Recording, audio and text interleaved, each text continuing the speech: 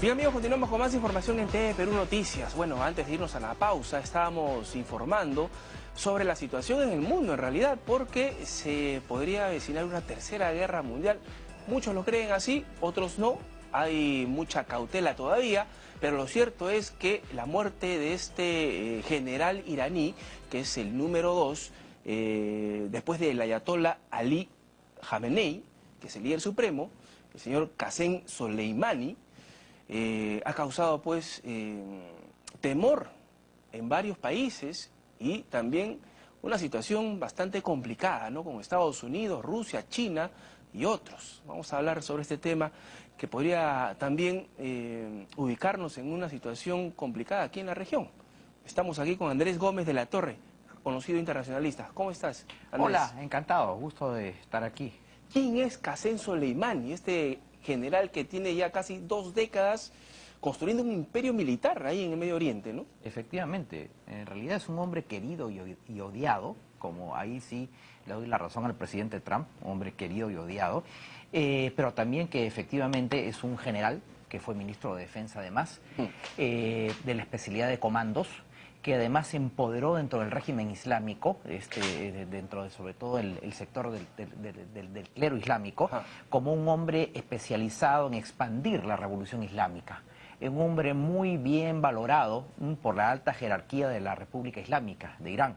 Odiador de los Estados Unidos. Odiador además. de los Estados Unidos, odiador de Israel, con experiencia real de combate. Hay que señalar que el primer escollo que tiene la revolución iraní tras hacerse el poder el 79 es la guerra con Irak. Claro. Y Estados Unidos apoyó a Hussein en esa guerra, y él participa, Qasem Soleimani participa y tiene una acción destacada en esta guerra, y luego efectivamente ya en los años 90 tiene un papel preponderante esto que se llamaba esa fuerza Quds, QUDS, ¿no? La fuerza Quds tiene 20 años en esta fuerza, que es una suerte de ejército paralelo, muy bien armado, con grandes recursos económicos, especializado en operaciones hacia el exterior. Y entonces él se ha encargado en estos últimos años de promover la presencia de Irán y las acciones desestabilizadoras en lugares fundamentales. Y te le digo cuáles: en Irak, en Afganistán tiene un papel, en Yemen, donde hay ahí unos grupos terroristas complicados, en Líbano y en la Franja de Gaza. O sea, es uno de los principales autores para tratar de derrocar al régimen israelí. Porque Israel no es una solamente, isla dentro claro, del Medio no Oriente, solamente ¿no? derrocar al régimen, sino como lo han expresado los sectores extremistas islámicos desde siempre, digamos, barrer el mapa al Estado de Israel. Todos quieren barrer el mapa. Bueno, el Medio Oriente quiere sacar a Israel de ahí. Lo importante de aquí es que estamos hablando de que ya este general, Qasem, era considerado, periodísticamente es muy efectista la acción militar, pero desde el punto de vista de la visión norteamericana y la seguridad, está claro que este líder militar era un blanco de alto valor. Y creo que el error que comete, porque no se sabe si viajó desde Siria o desde el Líbano hacia el aeropuerto internacional de Bagdad, claro. y trasladarse a un momento de alta tensión cuando los intereses de los Estados Unidos estaban seriamente amenazados. Entonces ahí este general se convierte de un blanco de alto valor a un blanco de oportunidad. Ahora, pero las relaciones y, digamos, las tensiones se habían originado ya durante el 2018, 2019. Yo recuerdo que en junio hubo además un derribo de drones por parte de Irán en el Golfo Pérsico, ¿no? Sí. Recordarás, y Trump, pues, tenía la posibilidad de bombardear y no lo hizo porque iba a matar a 150 iraníes en esa oportunidad. Y luego también hubo un buque de los Estados Unidos que también derribó un dron de Irán. Entonces las tensiones ya en estos últimos meses no eran buenas, ¿no? Sin duda. ¿Por qué decide Donald Trump autorizar este ataque con drones no tripulados y asesinar a este señor Soleimani y a otro más, me parece, ¿no? Sí, en primer lugar, sí, un grupo de la jerarquía, en primer lugar, descifrar la mentalidad de Trump es una tarea prácticamente imposible, no lo sabemos, ¿no? porque creo que él reemplaza para la toma de decisiones el cerebro y va mucho al hígado. Entonces, el realmente, pues, el señor exactamente, piensa, exactamente. Es realmente un líder político antes de pensar. impredecible. Y hace a mi juicio, un estadista de Porque ese no nivel. ha pedido autorización al Congreso. No, lo ha hecho unilateralmente, pero sí lo puede hacer técnicamente hablando. Y mediante esta tan extraña diplomacia de Twitter, recordarás que le emplea mucho, ¿no? Las redes sociales. Puso la bandera ¿no? norteamericana en su Así Twitter. es, no solamente eso, y acuérdate que hace pocos años mandó a su casa a Rex Tillerson, el secretario de Estado, hace pocos meses más o menos, y el secretario de Estado se enteró por Twitter, ¿no? Que había sido relevado de su cargo. O sea, es impredecible lo que ha pasado en la mente de Trump. Pero lo que sí es cierto es que para el ataque no se ha usado propiamente el elemento humano en la fuerza militar, sino se han usado estas características que llaman este armamento, que son los drones, los vehículos no tripulados, claro, ¿no? Que en este caso ya no es un UAV, porque un UAV es un avión de reconocimiento, sino es un UCAF, ya es un avión no tripulados, pero con características de ofensiva militar. Y estos aviones van equipados con determinados misiles aire-tierra. Todo se orienta que han sido misiles Hellfire. Es un ataque de precisión, es un ataque sin daño colateral, es lo que los americanos han llamado en sus doctrinas un ataque defensivo, de una u otra manera, porque hay una declaración del secretario de Estado, Mike Pompeo, que viene de la CIA, ojo, claro, es un secretario de Estado que viene a ser director de la CIA, o sea, debe estar por lo menos medianamente informado. Equiparando no, con el cargo de acá informado. es el ministro de Relaciones Exteriores, ¿no? De los Claro, Estados Unidos. Exactamente, ha sido ministro de Relaciones Exteriores, es como si hubiera sido jefe de la DINI y después canciller, o sea, de la inteligencia nacional, que básicamente que es la CIA, y las operaciones hacia el exterior. Tenía mucha información él. Tenía mucha información, entonces lo que ha incidido esta mañana en una presentación Pompeo es el hecho que lo que ha hecho Estados Unidos es una suerte de ofensiva limitada, un ataque defensivo, y ha señalado dentro de su discurso que hubo una amenaza que no la ha especificado, que en mi opinión personal supone que ya la presencia de por sí de este general podía escalar esta situación de tensión en Bagdad y tensar el tema de la posición de la embajada de los Estados Unidos, de la legación diplomática que estaba hace días amenazada, ¿no? ¿Hubo un atentado en la embajada de Estados Unidos los últimos días de 2019 o no? Bueno, han habido manifestaciones. Hay que recordar que el general Qasem Soleimani es especialista en generar insurgencias, generar subversiones dentro de este grupo que se llama o este núcleo que es de la Guardia Revolucionaria que se llama el Quds. Ellos son especialistas en hacer acciones de infiltración, de agitación, de propaganda, de sabotaje. No es cualquiera, no es cualquiera. Este general es un hombre clave y eso lo sabía muy bien los Estados Unidos. De tal manera que desde la perspectiva norteamericana, esto es un blanco de alto valor muy bien elegido y se convirtió en un blanco de oportunidad. O sea, si uno lo ve fríamente desde la perspectiva norteamericana, la operación primero es impecable, independientemente de emitir un juicio de valor, y segundo, se está atacando al corazón de un hombre que se había dedicado básicamente a expandir la revolución islámica, no solo en Medio Oriente, sino también en América Latina, porque hay indicadores de que estos grupos, como las guardias de la revolución y los Quds, habían estado operando también en América Latina. Y ¿Como el Hezbollah? No solamente con el Hezbollah libanés, sino con el Hamas, ¿no? Palestino, y con los hutíes yemeníes. O sea, había tenido un nexos. Pero también hay una información que venía de Infobae, Argentina, que es preocupante, en el sentido que estos grupos de tareas habían estado implicados en el atentado a la AMIA del 94, la Asociación Mutualista Israelí con sede en Buenos Aires, célebre atentado terrorista. Entonces estamos hablando de un hombre que para las tareas encomendadas era realmente el líder que estaba llevando la voz cantante y además en muchos casos era una suerte de canciller, de ministro de Relaciones Exteriores impectore, porque él decidía los asuntos relativos a la región desde la perspectiva de la política exterior que estaba ejecutando el régimen iraní. Ahora, Andrés, Donald Trump, que se ha metido pues en esta camisa de 11 varas, digamos que estamos ya en una época electoral también, el próximo año van a haber elecciones, y él está además en medio de un impeachment que lo pueden sacar, todavía falta en la Cámara de Senadores, aunque no tiene los votos suficientes, pero digamos, ¿esto va a contribuir a su campaña de reelección o le va a restar puntos? Ya, esa es una muy buena pregunta, pero todavía es prematuro para eso, porque no sabemos realmente cuál va a ser el desenlace de esta crisis. Es cierto que es obvio que hay mucha estridencia desde la perspectiva de lo que es la República Islámica de Irán, lo que es normal. Se ha hecho una amenaza de que van a responder duramente, intuyo yo que van a ser a partir de atentados terroristas, Otras acciones que las ha deslizado el gobierno ruso del presidente Putin y su canciller Sergio Lavrov, diciendo que ahora Irán tendría las manos libres para seguir desarrollando, en primer lugar, sus proyectos de cohetería balística de mediano alcance, y aparte estos cohetes portadores, y aparte las armas de destrucción masiva. Y hay que recordar que Irán tiene una estrecha relación con Corea del Norte en materia de lo que ha sido su infraestructura de cohetes balísticos. Las armas de destrucción masiva pueden ser químicas, nucleares, bacteriológicas. Entonces, claro, yendo a tu pregunta, todavía es muy prematuro decir si esto puede abonar o no a al proceso electoral y particularmente a los intentos reeleccionistas del presidente Trump.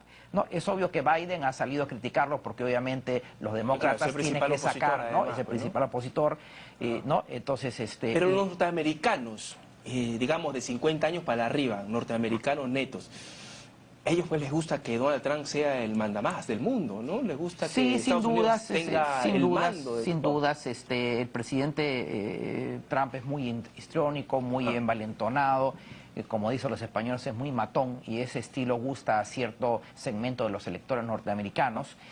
Yo creo que todavía es prematuro saber si uno puede o no en este momento, teniendo el proceso eleccionario todavía algunos meses, si puede sacar réditos políticos de una acción militar. Muchos estados en la historia efectivamente han empleado las guerras o los conflictos, las victorias militares como un factor político, pero en el caso de los Estados Unidos y sobre todo en el caso del tiempo todavía sería un poquito prematuro saber, habría que ver cuál es el desenlace real de esta crisis. Lo que sí está seguro es que van a haber atentados a embajadas posiblemente norteamericanas. Desde el punto de vista de lo que es la visión estratégica que tiene la República Islámica de Irán, que reivindica mucho este concepto de la guerra simétrica, es decir, no entrar frontalmente en términos convencionales, sino entrar a partir del empleo de la infiltración, el sabotaje y el terrorismo. Es evidente que lo que tendría que pasar por aquí en un futuro serían obviamente una ola de atentados o el incremento de otras acciones con movimientos terroristas como el Hamas, el Hezbollah, otros grupos en acciones netamente terroristas, ¿no? Eso sería, digamos, lo lógico que podría venir, por lo cual Estados Unidos tiene que asegurar todo su entorno de seguridad. Una de las primeras medidas es que todo ciudadano norteamericano salga por vía aérea de inmediato. Ha sido el llamado, ¿no? de Irak, porque obviamente ha incrementado el número de soldados. De 3.000 sí, se ha incrementado el número de 1.500. Ahora, en una guerra entre Irán y Estados Unidos, ¿quién gana ahí? Claro, bueno, es que obviamente que hay un desbalance total. Se conjetura, siempre se conjetura, cada vez se ha conjeturado mucho, cada vez que hay estas crisis estridentes de estas diplomacias verbales del mandatario de Corea del Norte y de Trump que nos ponen a la guerra con twitters, se conjetura mucho, pero es obvio que el costo que implica en estos momentos una guerra, por eso es que el secretario general de Naciones Unidas, Guterres, dice cuidado con una nueva guerra del Golfo, ejemplificando lo que ha pasado el año 91, el año 2003, cuidado que esto puede escalar. Entonces, Trump siempre ha sido renuente a las guerras, ¿no? En sí, Irak no ha sido tampoco muy efusivo, ¿no? Repito que entrar a la mentalidad y a la concepción del presidente Trump es realmente algo muy alambicado, prácticamente imposible de descifrar. Impredecible. Entonces no podemos decir a ciencia cierta qué cosa es lo que quiere o lo que no quiere. Basta leer la literatura que se ha producido en los últimos años o meses de las personas que han trabajado en el entorno de Trump para ver cómo él maneja los hilos del poder. Y uno de los indicadores más dramáticos es la diplomacia de Twitter, y esto de pésimo gusto que un secretario de Estado, un ministro de Relaciones Exteriores se entere por Twitter que está despedido, ¿no? Porque eso, es decir, los canales formales, elementales, los evangelios por los suelos. Ese es el problema. Entonces estamos en un escenario complicado, complejo, efectivamente. ¿Estamos a las puertas de una tercera guerra mundial o todavía no es muy prematuro? Creo, es muy prematuro decir que estamos a una puerta, me parece que es prematuro. Me parece que sí, los iraníes están con una sangre en la cara porque les han liquidado un hombre que era fundamental. Bueno, en los hechos sí, pero también hay que ver la complejidad de los intereses. Rusia es un aliado cercano a Irán, le ha vendido tecnología militar, tienen posiciones concordantes. Por ahí he visto un comunicado al Ministerio de Relaciones Exteriores chino un poco más morigerado, un poco más llamando, digamos, a bajar las tensiones. El problema, claro, está en el escalamiento y en las estridencias, ¿no? Que pueden generar más tensiones de lo que amerita esta situación. ¿Habría algunas implicancias, Andrés, aquí en la región? No. Bueno, sí, implicancias hay en el sentido de que lo que tenemos actualmente y no hemos valorado es que de hace 20 años más o menos, hay una nueva y novísima, esa es la palabra, diplomacia y presencia de la República Islámica de Irán, ¿no? Con intereses claros, particularmente en la Bolivia de Evo Morales, ¿no? La embajada, la infraestructura física de la embajada de la República Islámica de Irán en La Paz creció tremendamente. Hay estas diplomacias culturales, hay estas casas de la amistad. En Venezuela recordamos las grandes empatías que hubieron con el régimen de Hugo Chávez. Hay grupos de Hezbollah en Venezuela. Hay grupos de Hezbollah en Venezuela que tienen contactos obviamente con la República Islámica de Irán. Entonces, sí, no es una presencia nueva, porque así como China también está entrando progresivamente en América Latina, también Irán tiene una política que en los 90 era prácticamente desconocida. Irán tiene ya una política y una presencia, sobre todo fuerte en Venezuela y en Bolivia, con proyectos petroleros, de infraestructura, metalmecánicos y obviamente militares y de inteligencia. Porque una de las cosas que ha caracterizado a este general, Qasem, es el inteligencia muy intrusiva, ¿no? Porque de recursos. Entonces Irán sí tiene una presencia mayor en los últimos años en algunos países del eje bolivariano, que desde luego siempre es preocupante. ¿Se va a notar el incremento del crudo en estos días por esta situación? Es posible que se pueda notar, es posible que hayan otras medidas de presión en el ámbito de la coerción económica internacional, no lo sabemos, es de pronóstico reservado. Puede afectar las campañas electorales como un tema de la agenda, puede afectarlos, veremos cuáles son las plataformas de un partido, en los Estados Unidos me refiero, ¿no?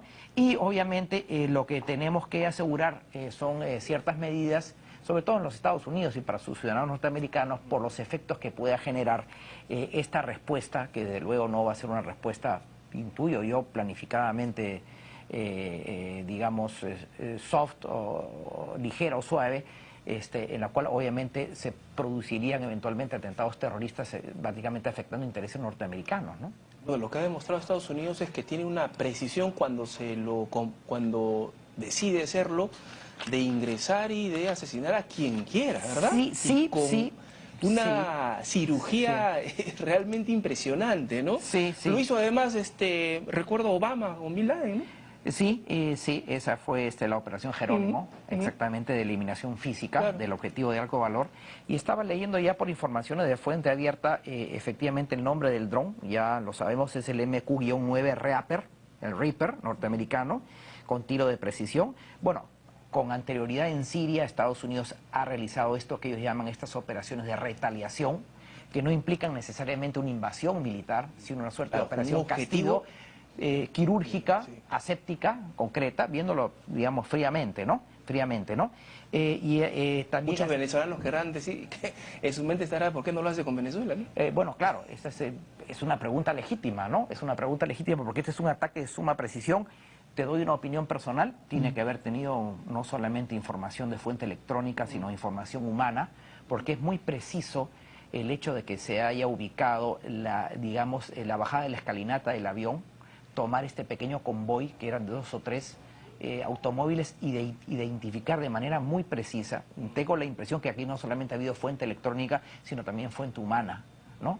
Claro. Y aquí se ha lucido lo que en Estados Unidos es el Mando Conjunto de Operaciones Especiales, ¿no? Esta es una operación típica, especial, quirúrgica, y bueno, que ha cumplido el objetivo, esa es la verdad. Claro. Se ha cumplido el objetivo, y ten la seguridad que para el complejo militar industrial, este dron el día de hoy ha subido de precio de una manera descomunal.